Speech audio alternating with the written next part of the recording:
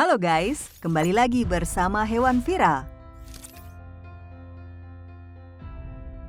Sapi dan kerbau dikenal sebagai hewan yang dimanfaatkan tenaganya untuk membajak sawah sejak zaman dahulu. Meski traktor sudah diproduksi, namun dua jenis hewan ini masih dimanfaatkan tenaganya pada wilayah pedesaan. Kendati kedua hewan tersebut yang paling dikenal kerap membantu di area pertanian, sebenarnya juga terdapat beberapa hewan lain yang melakukan pekerjaan serupa. Beberapa hewan ini sangat langka ditemukan di area pertanian karena dirasa tidak mungkin berkeliaran di area tersebut. Nah, kali ini Hewan Viral akan membahas 10 hewan terlangka yang digunakan dalam pertanian versi Hewan Viral. Nomor 10. Rubah. Mungkin takkan terpikir olehmu ya jika hewan yang kadang dianggap hama oleh petani ini bisa membantu di area pertanian. Rubah rupanya bisa membantu petani dalam mengusir dan mengurangi populasi hama lain, seperti tikus dan burung. Mereka juga bisa berubah menjadi kompetitif saat mengejar kelinci yang sulit ditangkap. Hal ini didukung dengan penelitian yang dilakukan oleh European Journal of Wildlife yang menerangkan bahwa rubah cukup jarang memakan pakan ternak. Tindakan rubah dalam memangsa hama merupakan cara yang efektif dan efisien sehingga petani tidak perlu mengeluarkan biaya berlebih. Kondisi ini menjadi semacam simbiosis mutualisme antara petani dengan rubah, di mana keduanya sama-sama diuntungkan. Rubah merasa kenyang karena berhasil mendapatkan hewan buruannya, dan petani juga senang karena tanamannya terbebas dari hama. Rubah bahkan tidak hanya dapat membantu pada wilayah pedesaan saja.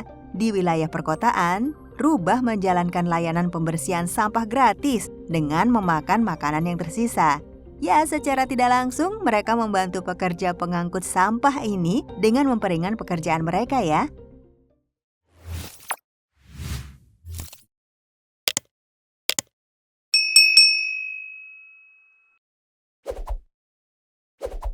Nomor 9. Burung kuntul.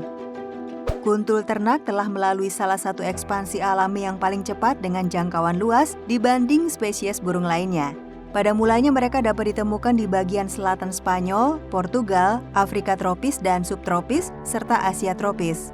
Burung ini mulai melakukan ekspansi pada abad ke-19 ke Afrika Selatan. Mereka juga terlihat di perbatasan Guyana dan Suriname. Mereka juga pernah terlihat terbang melintasi Samudra Atlantik. Tentu saja hal ini mencengangkan, mengingat betapa kecil tubuh mereka dan seberapa lama perjalanan yang harus dilalui.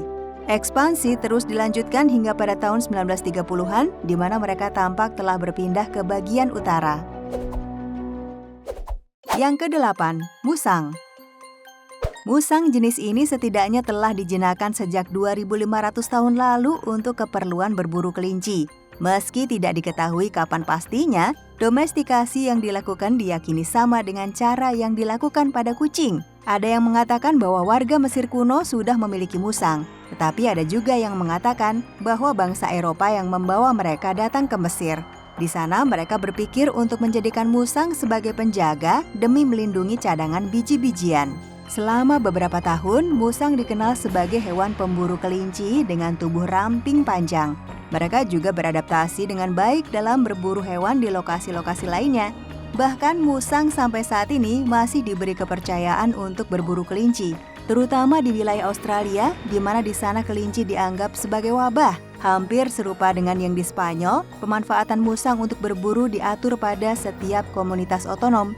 Meski begitu, tetap ada warga yang melarang musang memburu kelinci dan membutuhkan izin khusus untuk melakukannya. Nomor 7. Lembu. Kalau hewan satu ini memang sudah jamak dimanfaatkan untuk membantu petani. Lembu dikenal sebagai hewan yang sangat berjasa, terutama dalam membajak sawah sebelum adanya teknologi canggih yang menggantikannya. Bahkan sampai saat ini pun masih banyak petani yang memanfaatkan hewan ini sebagai alat untuk membantu mereka membajak sawah.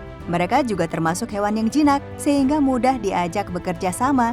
Lembu sudah turun-temurun menjadi salah satu hewan yang membantu proses pertanian. Hal ini diketahui setelah melihat asal-usul hewan ini yang berasal dari Mesir kuno. Lembu yang saat itu sudah ditugaskan untuk menangani masalah pertanian sebagai makanan dan pemujaan terhadap dewa. Namun, lambat laun tugas lembu bergeser dan memiliki peran yang penting pada wilayah persawahan sebelum ditanami padi. Nomor 6. Sigung. Sigung dikenal sebagai hewan yang mampu menyemprotkan cairan berbau tak sedap yang membuat siapa saja yang menghirupnya memutuskan untuk menghindar. Cairan berbau ini merupakan senjata pertahanan diri dari musuh atau predator berbahaya. Namun siapa sangka di balik bau tak sedap yang dimiliki sigung, para petani justru merasa terbantu dalam upaya melindungi tanaman mereka dari hama yang meresahkan.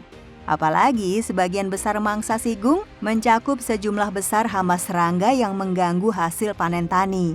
Terlebih lagi, sigung dapat berubah menjadi agresif ketika mereka merasa anak mereka terancam.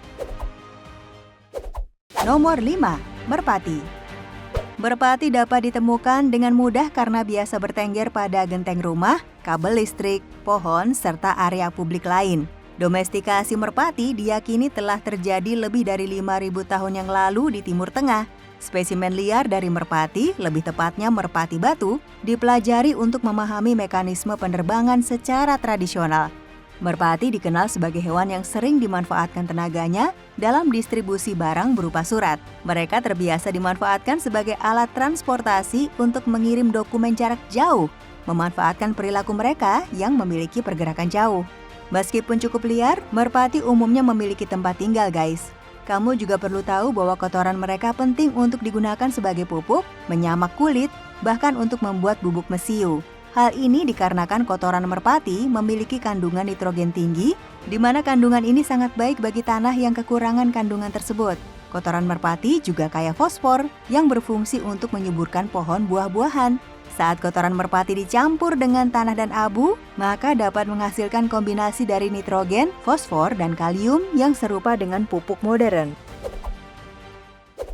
Nomor 4. Ulat sutra. Ulat sutra memiliki kepompong yang terbuat dari filamen sutra yang luas yang diproduksi oleh ulat ketika memendek untuk bermetamorfosis. Sebelum menjadi kepompong, mereka melewati fase larva yang menetas menggunakan pati dari daun murbei untuk dikonsumsi, diubah menjadi dekstrin melalui metabolisme untuk menghasilkan beng sutra. Limbah yang dihasilkan oleh ulat sutra bisa dimanfaatkan menjadi pupuk hayati yang bermanfaat untuk menutrisi tanah agar subur. Limbah ulat sutra merupakan bahan yang bermanfaat sebagai pupuk organik untuk memperbaiki kualitas lahan serta meningkatkan produksi tanaman kedelai. Limbah jenis ini juga memiliki unsur hara yang dibutuhkan untuk pertumbuhan tanaman kedelai. Bukan sembarang jenis ulat sutra, guys.